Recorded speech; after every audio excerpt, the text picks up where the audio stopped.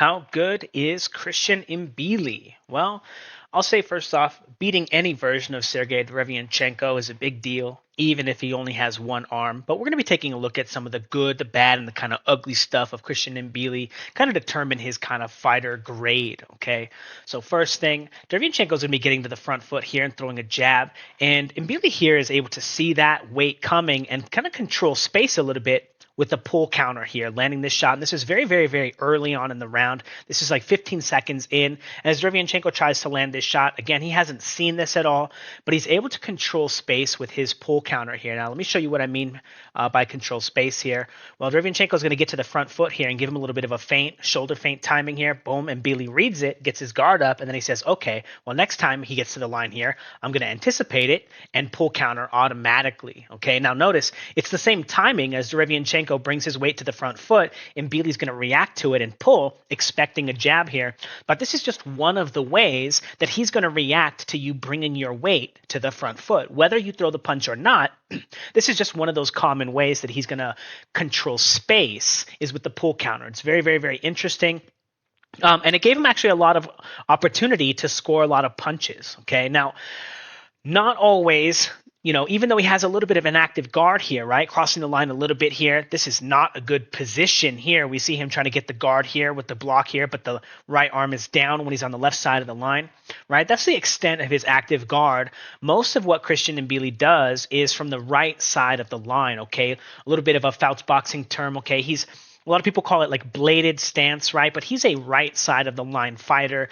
Christian Mbilli kind of only fights on one side of the line, okay? Now, he's got a couple of patterns of movement, double jab here, so he's going to step and then step, and notice all the lunging here. But also, more importantly, when he gets to the front foot here, take a look at if all his attacks come with the left arm from the right side of the line. If he always has to make an attack with that, he's always going to have a hole over here when he tries to cross the line, okay? This is very, very, very important when he fights other opponents, especially because if they're fighting at 168, Mbili's actually quite short for this weight class. Now, again, take a look at when he's on the right side of the line. Take a look at where his arm is, right? Where his block is.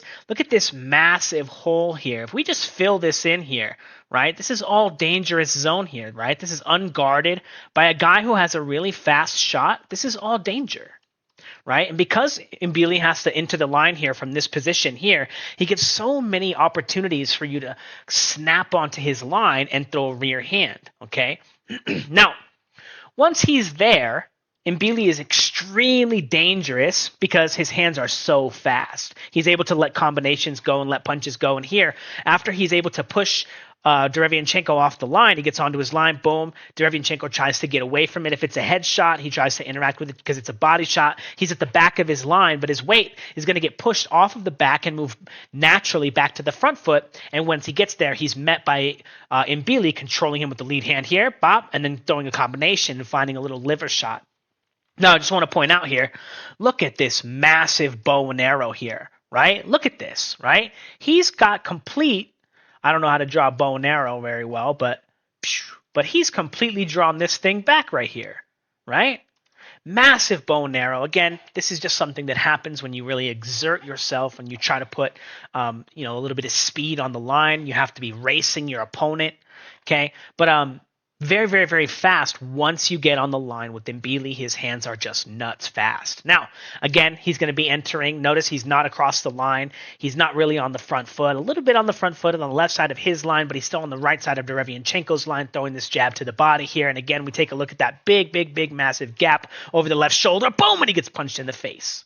Right? Now, again, once you get here, Derevyanchenko, Mbilli is very, very, very dangerous. Look at how easily he's able to, after getting punched in the face, still find space and time to land this body shot here.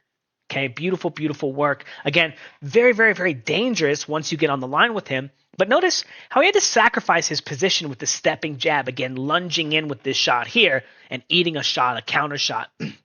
And it looks like it might even be like a 1-2, even though the first shot from Derevyanchenko, not really like a legit, like a hard shot. Now, circling a little bit this way, and again, stepping jab here. We see a little bit of a culmination, right? As he gets to the line, Derevyanchenko kind of feints him, makes him exert himself, shoots a little stepping jab here, right? And now again, he gets feinted again, Again, these are the ways that he controls space with a stepping jab, right? That moves into his 1-1-2 or his 1-2 or his 1-1, or he has a pull counter. So all those things wind up being, very taxing on him when he gets feinted, as we can see here, him getting feinted and moving into his pull counter. Now we run into one of the biggest problems that Mbilli has, aside from the fact that he's always on the right side of the line, always bladed, always coming forward with his jab. When he finally does let his rear hand go, he's always shifting forward. And here Derevianchenko is able to make him kind of pay for that. Now, again, he's going to be throwing this shot off that pull counter kind of timing. And again, not very good with his post-punch defense. Again, we can see him. He shifted after that shot, shifting after this shot. Again, his feet kind of coming up under him. Very, very interesting dynamic, because when he actually gets planted and tries to throw punches at people, he's so fast, and you can't really do that if your feet are flying off the ground. Now, as we see him get onto Derevianchenko's line here with the 1-1-2, once he's there, he's extremely dangerous, and Derevianchenko has to do everything correctly, right? Bop, bop, bop. Even though he didn't get hit with any of these shots, he has to interact with everything correctly with the 1-1-2.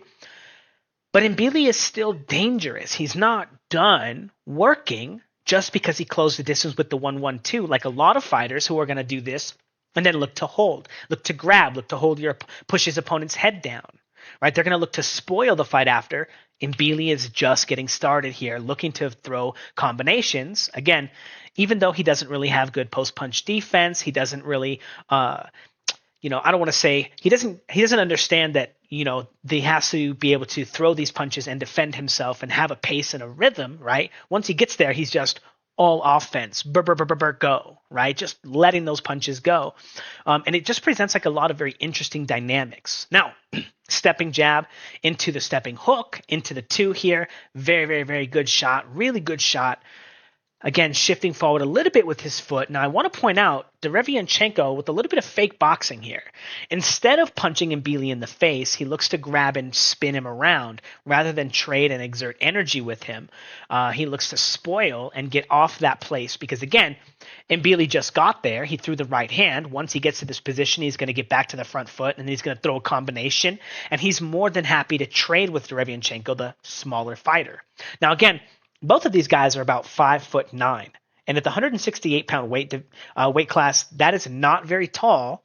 So I want to say that there's definitely an advantage to Mbilli being able to get on the line with the 1-1-2, and then once he's there, his ability to still continue his offense and let it go, right, against the taller fighters. That's a skill he's going to need. However, the fact that he does it primarily behind the left shoulder and on the right side of the line means that those taller fighters are often just going to be able to hit him and score on his way in. Okay, that's a very, very, very important dynamic. But again, we can see him falling off balance, and again, Derevianchenko not taking advantage of it the most appropriate way. But still, there are holes there and opportunities there for him to be hit and all those things to be exploited. Now, coming forward, again, controlling him, using the little lead hand right there. He's leaping into this shot here, missing a little bit. And then again, a little bit of lunging right there. Massive holes for his post-punch defense, right? Now, again, breaking into this punch. Again, is he thinking it's a pull counter? He's just moving into this rear hand, throwing this shot wildly. And again, using this to kind of shift forward, right? Break down the distance between him and his opponent, control his opponent. But again, it's a very, very, very lunging style, right? Throwing this punch, sacrificing his position to close the distance. But there are so many holes there, right? As we see again, Derevianchenko not really looking to interact or make Mbilli pay for it because Derevianchenko is not really a power puncher. He wasn't at 160. He's not at 168. In spite of the fact that he's going to still find opportunities to land on Mbilli in those situations, he's just not really able to make him pay for that kind of stuff either. Okay. Now, again, cutting the ring off a little bit, but again, all through that left shoulder, right? Again, not really changing positions. And again, we see that guard here, penduluming forward, right? And again, not really crossing the line, getting caught right here, trying to jump onto Derevianchenko's line, getting caught with that shot right there. And then again, his post-punch defense is very, very, very poor. But again, just taking a look at him, closing the distance with that left arm down. Again, sometimes he does get his hands up-ish, right?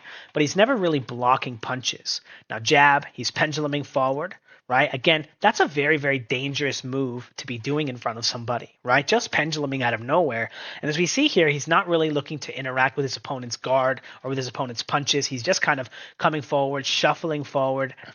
And, his ability to cross the line is very inhibited, right? Now, again, coming forward, not really bringing his guard up when he crosses the line, even though he does. He uses that little cross block thing, and like I talked about earlier, that's just not a very good guard. He needs to be bringing his hand with him, and Derevyanchenko able to do that to him, and he's a much smaller guy than on average, right? Now again, coming forward through that left shoulder, stepping, trying to cut the ring off here, as Derevyanchenko makes it to the other side of that line there, and then again, so much space to take advantage of Mbilli, right? And all of this is going to be even worse for him simply because he fights in a weight division. And again, right over the top of that shot. Now, again, once you're on Mbili's line, he's coming back with that pull counter right there. So I like that once you're on his line, you're always in danger.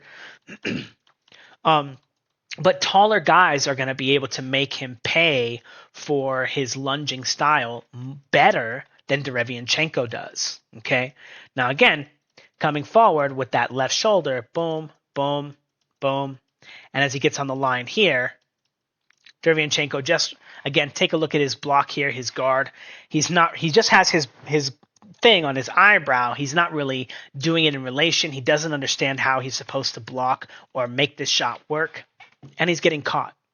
Okay, and again, whether he was throwing a jab here, a stepping jab, or A, B, C, no matter what he did in this moment, almost, he was destined to be hit by this shot because he's so easy to time.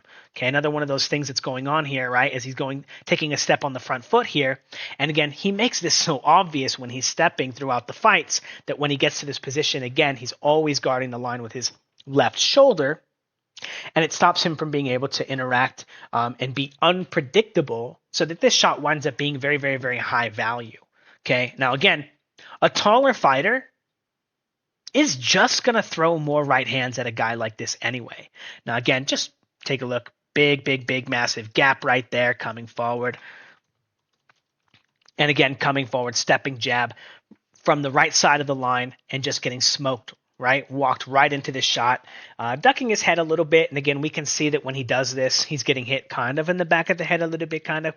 He's the one ducking his head. Derevyanchenko is making a decently timed attack, mostly fair play, right? Or like, I want to say, 100% fair play on Derevyanchenko's part, right? But it's not really his fault that he's kind of grazing him there. But that hole is always going to be open there. Now, again, as we continue, same hole. Once you get on the line with him, right, if you're looking to interact with Mbilli, you better hit him hard. You better make him pay because, again, he's going to be able to take those shots if you're not hitting him hard and open up and throw lots and lots of punches. He's a very, very dangerous guy to be on the line with because he has such fast hands. Now, again, we fight how we train guys. As we take a look, this is the kind of stuff, right, that you want to be preparing yourself to do. And this is one of the drills that Mbilli does in his training that allows him to kind of have such fast hands, okay? Now, again, if you guys want to learn more about this kind of stuff, we fight how we train, and you want to learn the absolute best, most brutally efficient combat system and drills, check out the Fouts Boxing Academy, okay, right here. Check it out, okay? There are over 100 unique drills and ways to practice and get better at boxing that are all going to teach you about getting better at boxing as well. Teach you about what's going on in the ring, what you're supposed to be looking for, how to move around correctly. And again, as people talk about, quote unquote lateral movement, or what I call it Fouts Boxing, circling and stepping around your opponent. And again, I have very, very, very particular reasons for calling it those things, not just because those are my terms. And anybody using those terms, you can tell they're just influenced by Fouts Boxing, okay? But as you guys learn more about fighting, you guys are going to understand that there are very particular reasons why it's called that way. And if you want to learn those reasons as quickly as possible, check out the Fouts Boxing Academy with over 60 members already. The community is growing. And we do, again, we do film studies of all the pre-fight and post-fight breakdowns of the biggest fights. Of the full fights are posted in the Discord and on Patreon as well. And when you join, there's again, like I said, over 100 unique drills and things to learn. Okay, you're going to post your video, you're going to record it, do a 3-minute version of the drill, and then you're going to send it in, and people in the community are going to comment. They're going to teach you how to get better. And then, a few times a week, I'm going to get all the culmination of all the videos that were posted. I'm going to go over them, talk about how each person can get better, what the things they need to focus on and why, and teach you guys with the Fouts Boxing Combat System how to become better fighters, how to become more athletic, how to become faster, how to hit harder. And for those that are working hard and doing all the drills, you're going to learn how real punching power works. Okay, there's no secrets to it. Okay, well, I have all the secrets, but I'm going to share them with you. If you're willing to work hard, if you're willing to train hard, and send in your videos and do the drills that are outlined in the program, you're going to get you're going to learn how punching power works. You're going to learn how boxing works. And on top of that, each week we're going to be going over the boxing betting odds for all the fight cards, and use the principles in the Fouts Boxing Academy and the reason why we do things to teach people how and why each fighter should win or should lose based on these principles and the rules that are outlined in the Fouts Boxing Academy. Okay. Now, it's $20 to sign up, and if you guys want a 6-month membership to it, it's a little bit cheaper. And if you want a 1 year, it's like 30% cheaper. It's $160 for a year. You get full access to the community. And if you want private one-on-one coaching, it's $400 for the year, but you get access to the community. You get access to private one-on-one coaching. You don't have to share your stuff with the community if you don't want to, if you're shy. But you still have access to watching other people's stuff, watching the weekly Fouts Boxing Academies, watching all the other stuff and all that stuff. Anyway. It's the world's first true boxing community, okay, for film study artists, for all this stuff. And again, there are over 100 drills posted with my professional MMA fighter, by the way, doing all the demos and stuff. They're about like 15-second long. You just watch them, and then you perform the drills. You send them in, and you get better. It's a really cool experience. Everyone, it seems to be, is having a really great time. And, yeah, all that stuff. Come learn how to fuck people up. Come on. Now, again, if we fight how we train. If you want to have fast hands, you got to practice throwing your hands quickly. Okay. And again, all these kinds of drills are also on there. The best ways to practice those kinds of things. Let's get back into the film study. So coming forward, boom. This is one of the most impressive things that I saw in the fight. Now, for a guy that's going to be bladed and coming forward with his left shoulder and on the right side of the line the whole fight, when he does finally catch this shot and catch it well, he had an amazing catch and counter right here. Very, very, very fast. Boom, boom, boom. Really, really fast stepping hook right there off of that block. I thought this was among the more impressive things he was able to do. However, the fact that he doesn't actually understand how to properly block and interact with punches really prevented him from being able to do that more times in the fight. Now, as he gets on the line here, boom, 1, throws that 2. Again, his opponent can see it coming a mile away. Again, Derevianchenko, instead of beating the crap out of Christian Mbilli when he's out of position and punching him in the face a bunch of times, he decides to grab him, right, and try to spin around. A better, more seasoned fighter is going to be able to find a shot right there. Somebody like Canelo Alvarez, if we take a look at, we remember what happened with Billy Joe Saunders, right? Pulled back, gets off the line, comes back with the counter. Canelo would destroy Christian Mbilli. He would annihilate him. This guy would not be able to jump on his line safely like that. It's just a massive, massive, massive hole that really prevents him from, really taking advantage of what a beast he is, Now, coming forward, jab, pendulum, gets disrupted. Boom, boom, boom, gets hit with a combination. Now, he jabs off that move, and again, remember Terrence Crawford versus Errol Spence? That timing, Terrence Crawford was able to time him and catch him, Errol Spence, and really smack him up a bit. This is a very, very, very common timing. You don't have to be a great fighter to be able to interact with somebody penduluming on your line and just start punching him in the face, right? It took people a really long time to have the confidence and the courage to interact with Errol Spence and punch him in the face when he jumps on their line because he's such a weight bully. He's a bigger guy than everybody in the division, right? He's bigger, he's stronger, he's a snack athlete, all that good stuff. But it's not impossible to interact with the guy favorably when he does this, right? And as we see here, Mbilli kind of getting smacked up a little bit and punished. Now, again, it's dangerous to stay on the line. Even if you're countering Mbilli, it's dangerous because his hands are so fast, he's going to be able to find follow-up shots very, very, very quickly. Now, it's not like he's, a one-trick pony, even though he's a one-trick pony. Here he is getting on the line. He's throwing a three. Here's that pendulum, the same one. And he smashes him with the rear hand. It's not that he's a one-trick pony. He's also just wildly inconsistent. It kind of goes to show that he doesn't, and again, here he is, penduluming onto the line again. That last time he threw the follow-up rear hand. This time he did nothing, and then he got hit. Now, another problem of him being a right side of the line fighter and not really having an active guard, it's really easy to predict where his head is going to be at almost all times. And Derevianchenko getting a little bit of control after he pendulums onto his line, hits him with a 1, hits him with a 2, and then controls him, and then hits him with an uppercut here, had complete control of him for multiple beats after he used his momentum to jump onto his line. This is, again, exacerbated when he starts fighting bigger, stronger guys. This is like... It's a really, really interesting thing because this is the kind of fight, I'm not trying to, matchmake or anything, but, I'm not even going to say who it is. I'm not going to say who should take the fight. But there's a guy in the division this would be a really good fight for, and he could look really impressive beating this guy, and he would do it really easily, I think, But anyway, no active guard. He doesn't really move his head all that much. All those kind of flaws, the right side of the line fighter, right? And again, coming forward, we see him, right? Penduluming, right? Bop. Okay, getting interacted with off of his pendulum, ducking here. Okay, and then he's going to come forward again, pendulum, back foot, front foot, bop. And he's trying to get under this shot, almost walks into an uppercut. Again, it's not very difficult for Derevianchenko to figure out where his head's going to be because his head is always in the same, 1 or 2 spaces on the right side of the line.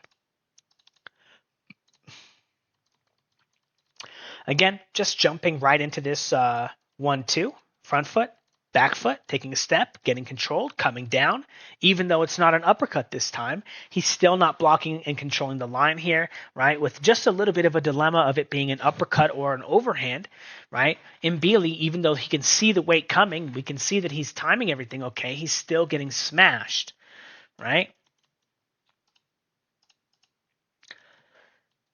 Now, he's coming forward, right? Derevianchenko gives him a little bit of lead hand control. He expects it to be a rear hand. He's going to throw this probe over the top. Now, again, one of the biggest flaws of Mbilli, he's going to be shifting and moving his back foot, even though this was not even a hard punch, right? And he winds up walking right into a couple of punches from Derevianchenko. Now, spoiler alert, Derevianchenko, you got to move after. This guy's dangerous. Don't just sit on his line. But as we see, he's still able to let a combination go. Hits Derevianchenko, and then again, no post-punch defense, even though he did so many things right. He got followed up on, and then he followed up, and then he just got followed up on again. It's very interesting to see somebody with so many, I don't want to say natural advantages, but he has so many advantages in the ring with Derevianchenko that he's worked hard for in the gym that he's just not really able to take advantage of. Now, again, coming forward, he makes it to the front foot. He makes it very obvious. His back foot is moving right now. Boom, and he's about to pendulum, and he's taking a step. And again, like I was talking about earlier, he almost always makes his first attack with the left hand, right? Even in the last clip, it was still interacting with Derevianchenko's timing of the lead hand probe or control. So he still wasn't going first. But here he is going first, and he's throwing the left hook, and he's trying to jump on the line. But again, like I said, he makes it so obvious that he's going to be opening up with the lead hand when he gets to the front foot. If he does anything, right, he still winds up making a move that I don't think Derevianchenko predicted correctly exactly, but Derevianchenko winds up doing a really good job of interacting with it on accident correctly. A really, really, really good job and smashing with a good shot. Okay?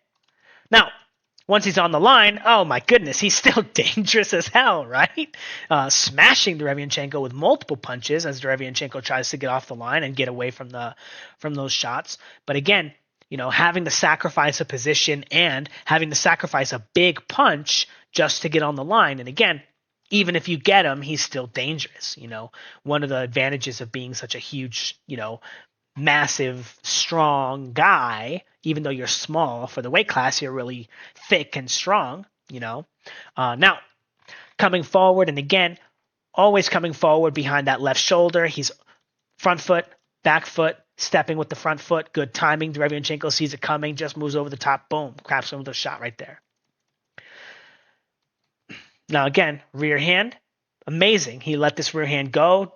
Shifting forward, falls off balance, over pendulums right there. And again, Derevianchenko didn't capitalize, right? Whether he's worried about, Mbilli being A, B, C, or D, just throwing combinations, if he just wasn't ready, if A, B, it doesn't matter. But there's a massive amount of space there for a guy with two arms to beat the crap out of him. Because this is among one of the more sloppy rear hand probe. And then look at him pendulum here. He should be getting combination right here. Boom, boom, boom, boom, boom. But again, he's fighting a guy. Whoops. All right. That's the last little clip right there, guys. Again, Mbilli, his overall grade, I think, is pretty low. I think he's like a C level fighter.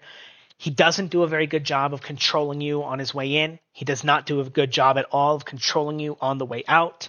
But he can, for the most part, kind of do most of the moves.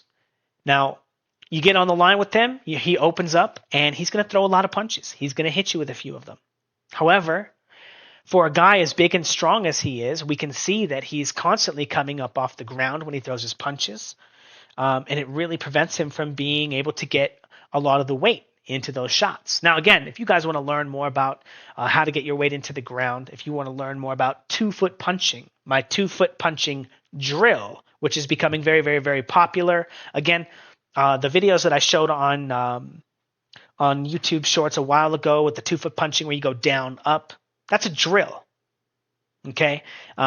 You're supposed to learn how to do boxing and punching without it eventually. So anybody you see copying that drill, again, that's a Fouts boxing drill. It's going to be a very, very popular drill.